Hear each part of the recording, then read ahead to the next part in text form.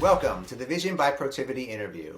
I'm Joe Kornick, Editor-in-Chief of Vision by Protiviti, our content initiative where we look into the future and examine the strategic implications of big topics that will impact businesses in 2030 and beyond, as well as the decisions being made in C-suites and executive boardrooms worldwide. Today, we're exploring the future of work and all its implication for employees, employers, and the customers with whom they interact. We've got an outstanding guest today as we welcome Carla Harris to the program. Carla is Vice Chair of Wealth Management and Senior Client Advisor at Morgan Stanley. She was the Chair of the Morgan Stanley Foundation from 2005 to 2014 and sits on the boards of several community organizations. In 2013, Carla was appointed by President Barack Obama to chair the National Women's Business Council. She's a renowned public speaker who offers guidance to corporate audiences based on her book, Expect to Win.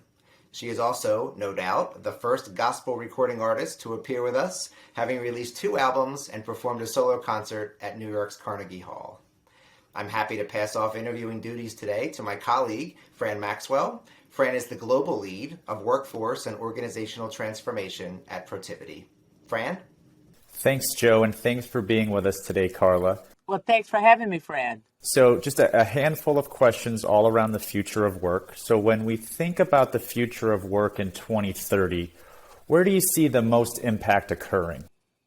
Well, I see the most impact occurring, Fran, with respect to how people are working and where they are working. I do believe that we will continue to have some form of hybrid model. No question about it. I do think there is going to be a migration in a couple of years back to the office just because as humans, I do think there's an appetite for people to be together. And I think as companies try to think about what they're going to do with the time that they have together with their employees, whether it's time to create, innovate, ideate, or just to network or to problem solve. But I think the way that we spend time together in an office environment is going to be different if we're smart about it, and it will be more productive. But I do think that that's going to be the biggest shift that you see, that we're probably not going to go back to 5 days a week, 40 to 70 hours inside of one building together. That's going to be where I think you see the biggest shift. I'm curious to know your thoughts on the hybrid work model and the impact on a company's culture. Do you have a thought on what the cultural impacts might be with the change to hybrid? Yes, I do think that leadership in particular is going to have to be far more engaging and far more involved in defining what culture is all about. I think that most companies, and I'm going to make a gross generalization here, have just allowed the culture that has been, if they've been around for 20 years or 100 years, there's sort of been a macro sense of the culture, and that's been sort of the overarching things with tweaks, every now and then when it's identified that there have to be tweaks. But I think that leadership is going to have to be far more thoughtful and intentional about who are we today in the context that we're working in with all the exogenous pressures and factors, and with the fact that we have millennials and Zers as the dominant population in our workforce now. Who do we want to be? What do we want to stand for? And being willing to evolve that in a way that is more regular, if you will, than I think we have done in the past. Great, thank you. What about the future of work for Morgan Stanley? Where do you envision that going? Well, I'll tell you, financial services, interestingly enough, watching how financial services has responded throughout the COVID environment and on the back of it as we move through it, I should say, it has shown itself to lag for a bit, if you will. If you think about the technology companies and the entertainment companies and the media companies came out first saying their employees didn't need to be back until July of 2020, then February of 2021, now, March of 2022, if you will. And you don't hear the financial services, of which we happen to be a part of it, you don't hear financial services companies saying the same thing. So I do think that financial services as an industry, is still sort of focused on the way things were, with an acknowledgement, a public acknowledgement that there's going to be more flexibility, but they haven't been so quick to say really what that looks like. So I think that they may not necessarily lead in this space. They may be fast followers. but I don't expect them to really innovate around the flexibility point. In regards to the future of work, how do you envision artificial intelligence, automation, and robotics impacting work? Yes, I believe artificial intelligence in particular is going to play a big role as we go forward, especially in retail. Because obviously, over the last couple of decades, as e-commerce has risen in its importance in that industry, now they understand what to offer you. So it's going to be really important with respect to inventory, what you sell, and as well as thinking about how to engage you differently because they now understand your appetite.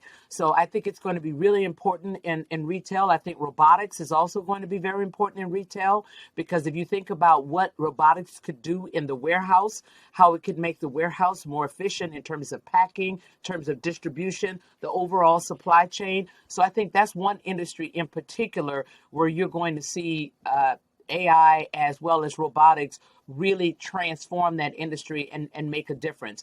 I think AI is also going to be important in anything where there is a B2C application because, again, they understand your needs. They understand the frequency with which you buy, how you use. So whether it's healthcare or entertainment, I think it's going to be critical as we go forward.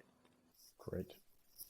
Let's shift gears again and maybe talk about talent. There's been a lot in the news lately around the talent shortage, the great resignation, et cetera. Do you think the talent shortage will continue to be a problem going into 2030 and beyond? I don't think the talent shortage will be a problem by the time we get to 2030. I actually think that this is a short-term phenomenon. I think that the last 2 years and the 18 months that we have been in a shelter-in-place protocol has frankly caused people to think. There's no question that there have been other issues around child care and around elder care, and around flexibility that employees never had before. And there have been so many companies and so many industries, Fran, where they have had record years in 2020 and are about to have another record year in 2021. So there's no question that you don't have to have people in the same place to get outsized productivity. Again, look at the company performance industry by industry by industry. The numbers do not lie. So I think the issue, what you have going on in the great resignation is that people have had an opportunity to really think about, am I in my best and highest use role? Is there something else I could have been doing? Did I take this job just to get a job because the economy was tough when I came out in 2008 or 9 or 10 as an undergrad, or when I came out of graduate school? You know, this person over here, Bob, is actually, living his best life, or so he seems to be living his best life. What does that mean for me? Could I do that? Oh, I've already had an entrepreneurial appetite, never had the courage to do it. Well, why not? So I think you have all of this going on when people have finally had a chance to stop and think. Now, I think once this sorts out and we get on the other side of the COVID-19 crisis, I think you're going to find people actually starting to settle down in the seats that they have. They'll just stay, or they will migrate to the seats that they want or that they aspire to, or they're going to create seats for themselves. But I believe that by the time we get to 2025, you won't see the kind of shortage that we have now. Here's another thought for you. Millennials that are younger today that are willing to take those risks, they're going to be a little older 3 years from now, 4 years from now, certainly 9 years from now, with different appetites, different pressures. So there may be a renewed appetite for the regular way W-2. And those companies who have figured out a way to create an environment where they can get outsized productivity from the person that's just walking in the door or the person that's been there 15 years, that's the industry and the company that's going to win as the employer of choice. Great. So I hear you loud and clear. Talent shortage, we think, will work itself out. What about skills and the lack of potential skills in the industry, particularly as it pertains to AI, et cetera? There'll be new skills that will need to be developed in the marketplace. Just curious of your thoughts on that shift. Yeah, the good news, Fran, is at least we're having the conversation now. So I think there is a growing awareness that we don't have the talent in those spaces. And I think companies that choose to pursue those spaces and want to win in those spaces are going to have to be creative about how they develop their own workforce. Some of the conversations that I've been having with companies that think they're going to need certain technical skills or they're going to need, software programming skills. I've said, well, there are certain undergraduate institutions where they are focused on those things at the undergraduate level. What's to stop you from naming a building or putting a building on those campuses and actually rotate those students who are interested through internships in the freshman year, internships in the sophomore year, internships in the junior year. And if you've treated them well over the course of those summers and even term time, then you've already created your own pipeline of talent. So those kinds of creative solutions, co-locating where the students are some of the things that those who would need those skills are going to have to do. What about how work gets done or even how jobs are constructed? Do you see a shift with large organizations rethinking how jobs get done and maybe leveraging contingent workforce a little more?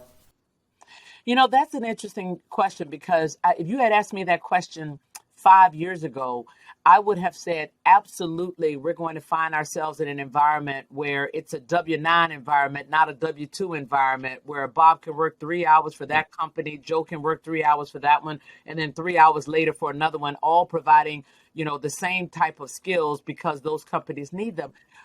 And the reason I would have said that, frankly, Fran, is that the companies that were coming into our Multicultural Innovation Lab, there were lots of business plans around that we saw. And I said, aha, here's where the puck is going with respect to labor. But I haven't seen that as much in the last couple of years. So my jury's out as to whether or not we actually go in that direction.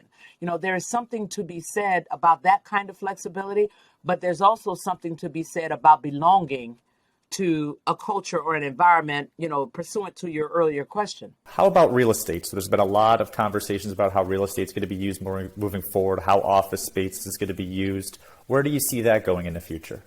Well, again, I'm putting on my innovative creative hat. I certainly don't think that we will necessarily need the kind of real estate that we've seen in the past, especially if we go to a hybrid environment, just by definition. The math says you don't need all of that corporate space if you're going to allow people in certain jobs to work away from that corporate space all the time, and you're going to allow some of the people to work away from that space some of the time. You certainly can come up with an algorithm that maximizes your use of space and less of it. So that's just sort of the math of the question, if you will.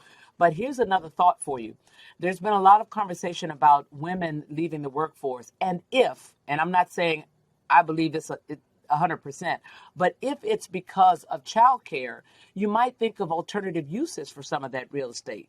Why wouldn't you take one of the buildings if you have a 5-building campus? Why wouldn't you take one of those buildings and turn it into an early childcare learning center? Where, again, you may outsource it to those who actually know how to do that and do it well. And there are lots of chains across the country that do that quite well, and actually create an opportunity that makes it easier for those who have kids under the age of 6, and make it easier to attract, the female workforce, if that is in fact an issue. You've answered all my questions, Carla. Thank you. You're most welcome, Fran. Thanks, Fran, and thanks, Carla. Carla, you've given us a lot to think about, some really interesting takes there on the future of work. So thank you for your time today, and thank you for joining us at Vision by Protiviti. We appreciate it.